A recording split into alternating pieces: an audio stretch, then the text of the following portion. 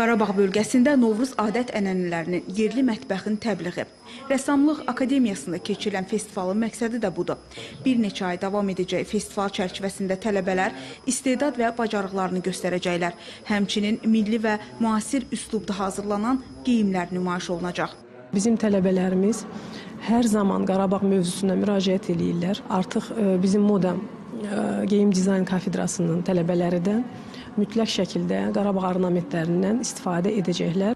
Vətən müharibəsində əldə etdiyimiz tarixi qələbədən sonra Novruz bayramı işğaldan azad olunan ərazilərdə də xüsusi təmtəraqla keçirilir. Festivalın əsas məqsədlərindən biri də Qarabağla bağlı həqiqətləri dünyaya tanıtmaqdır.